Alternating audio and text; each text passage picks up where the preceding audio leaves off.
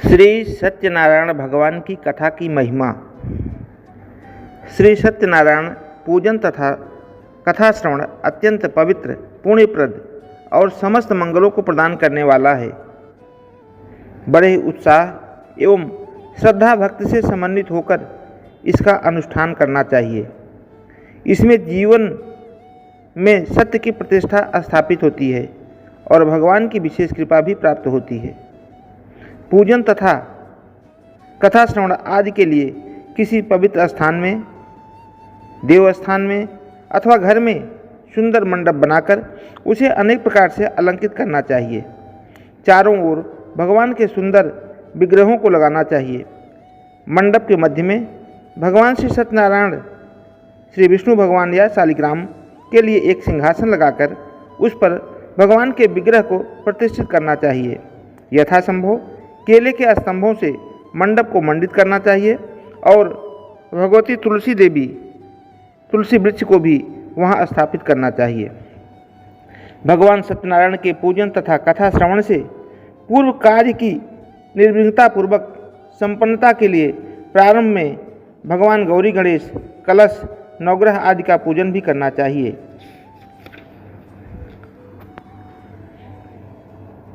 सत्य स्वरूप भगवान नारायण ही सत्यनारायण हैं। सत्य धर्म के प्रतिष्ठा हेतु उन्होंने सत्यनारायण का अवतार धारण किया और सत्य की महिमा स्थापित की। इस संबंध में भगवान ने जो लीला की वह सत्यनारायण कथा अथवा सत्यव्रत कथा के नाम से लोकों में प्रचलित हुई है। यह कथा श्रवण अत्यंत लोकप्रिय है और जनता जनार्दन में इसका प्रचार प्रसार भी सर्वाधिक है।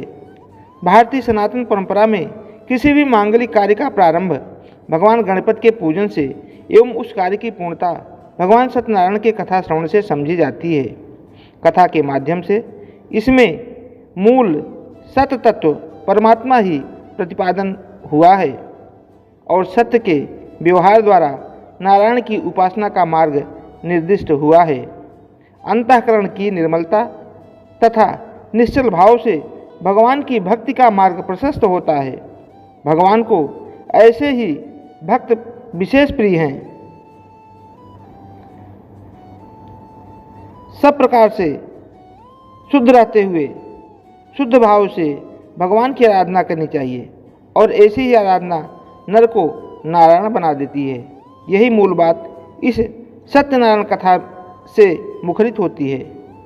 सत्य की सर्वदा विजय होती है, असत्य की नहीं।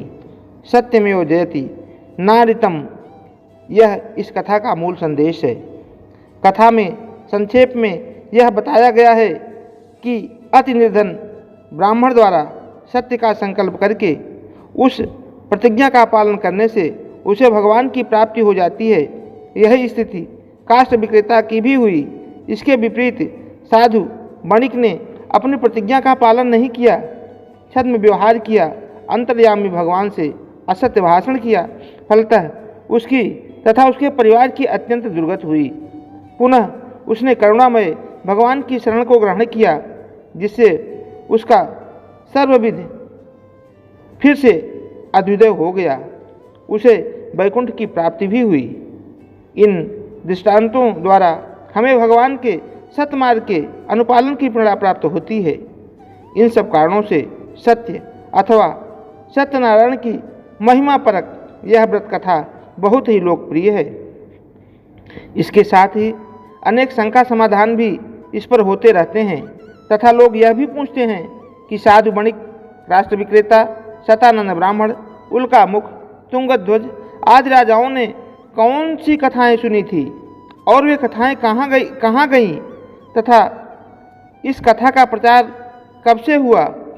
वास्तव में यहाँ मूल रूप में भगवान सत्यनारायण के व्रत एवं पूजन ही का विधान है। भगवान की लीला कथाएं अनंत हैं और उनकी श्रवण परंपरा भी सनातन ही है। यह कथा व्रत पूजन महिमा परक है जो सर्वप्रथम काशी में सुनी गई। यह बात मूल कथा से परिलक्षित होती है।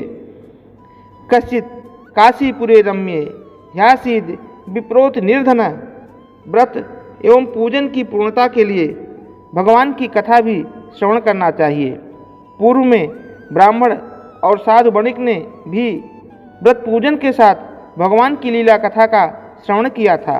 वस्तुतः भगवान की लीला तथा सच्चिदानंद स्वरूप ही लीला कथा जो है, भगवान की लीला कथा सच्चिदानंद स्वरूप ही है। विशेष रूप से इस संबंध में यही जानना चाहिए कि कथा के माध्यम से मूल सत्य तत्व परमात्मा का ही है, इसमें जिसे निरूपित किया गया है, जिसके लिए गीता में नासतो विद्यते भावो ना भावो विद्यते सतः आदि शब्दों से भी यह स्पष्ट किया गया है कि इस मायामय दुखद संसार की वास्तविक सत्ता ही नहीं, परमेश्वर ही त्रिकालबाधित सत्य है। अर्थात यहाँ माया मोह ही संसारिकता नहीं है, यहाँ तो परमात्मा की प्राप्ति ही सत्य है और एकमात्र वही ज्ञेय है, ध्येय एवं उपास्य है।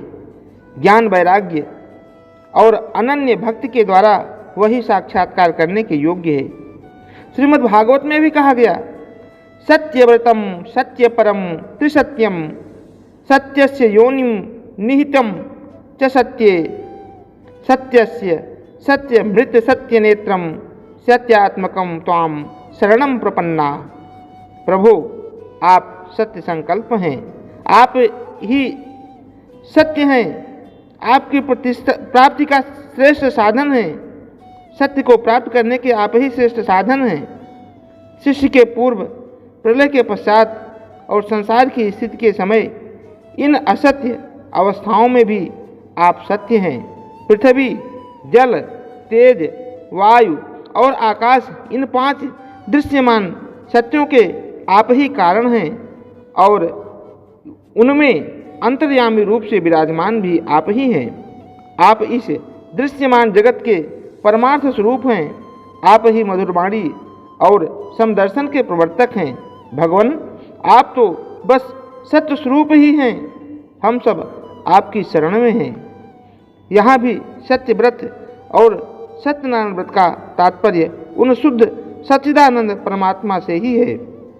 इसी प्रकार निम्नलिखित श्लोक में भी अंतर्व वेनंत भवंतमेव ह्यतज्जनो मृगयन्ति सन्तः असन्तमप्यन्तहिमन्तरेण सत्यम गुणम तम किमुयन्ति सत्तः।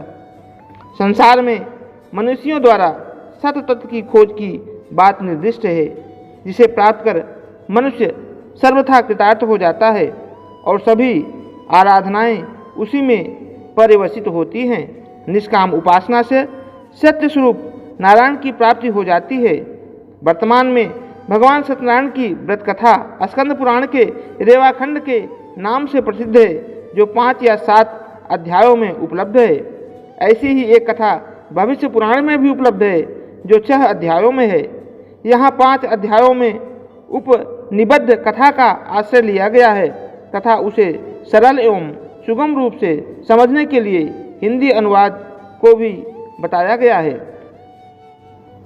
भगवान की कथा को, श्री सत्यनारायण भगवान की कथा को जो सुनता है, भगवान उसके ऊपर प्रसन्न होते हैं, उसके सारे मनोरथ पूरा करते हैं।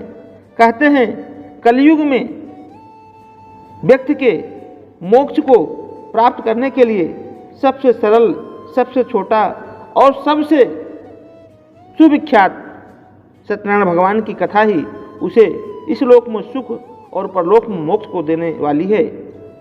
यह कथा अनंत है।